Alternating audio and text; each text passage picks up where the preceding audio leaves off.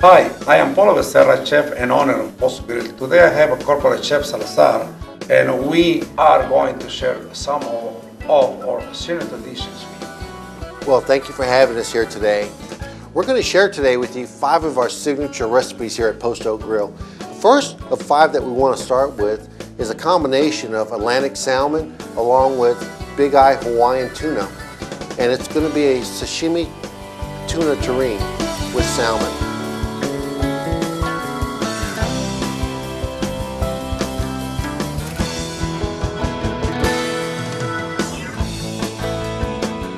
And the first component that's going to go on the plate is Chef will actually execute the different items that go on the plate.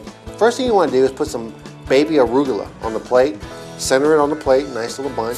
And then we use a metal ring here at Post Oak Grill. You can use PVC pipe, metal rings, all that you can find at your local culinary store.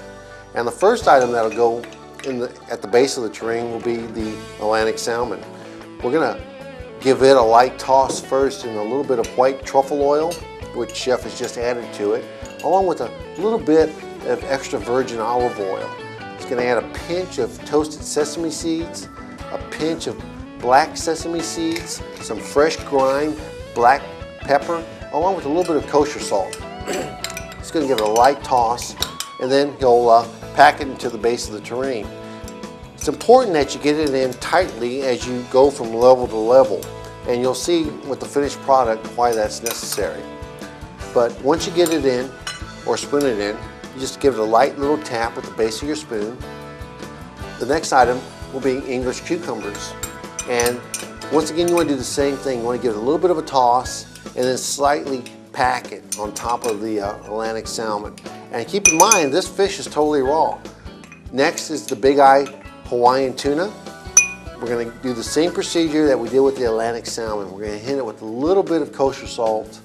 We're going to hit it with just a dab of white truffle oil and then a little bit of extra virgin olive oil. You don't want one oil to dominate the other. It should be equal portions. Just a quick turn of the black pepper, a light toss, and then that goes into the ring next. And you can see that these oils really create a nice shine for the different fishes and vegetables that are going into this terrine.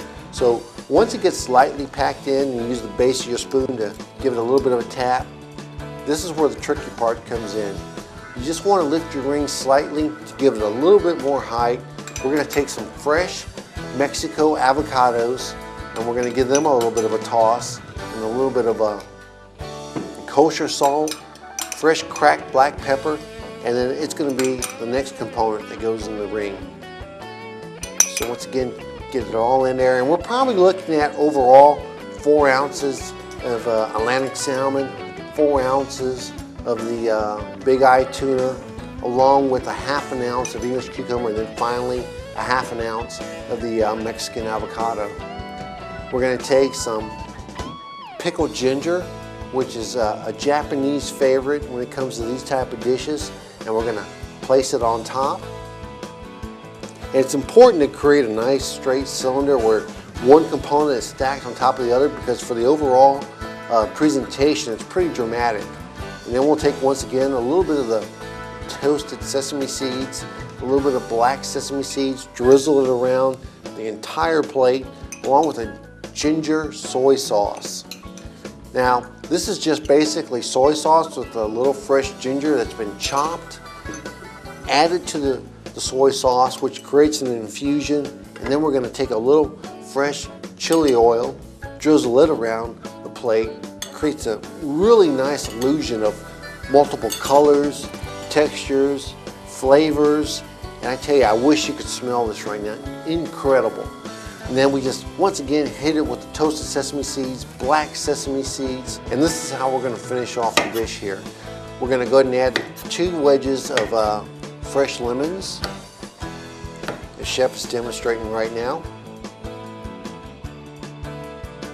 And to finish off the dish, all we have to do now is take a little bit of wasabi powder, which is a Japanese horseradish that's been grounded into a powder, and we have to hydrate it. And in this case, what we're going to do is we're going to take a little bit of Jacob's Creek Chardonnay, But you give it a little bit of a stir until it's well incorporated, creates a paste. And what you want to do is take your Belgian endive leaf, set it off to the side, put maybe a couple of tablespoons inside. This stuff is very direct, very strong.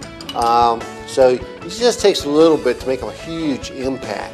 Draw a little bit down the middle, and then take a little bit of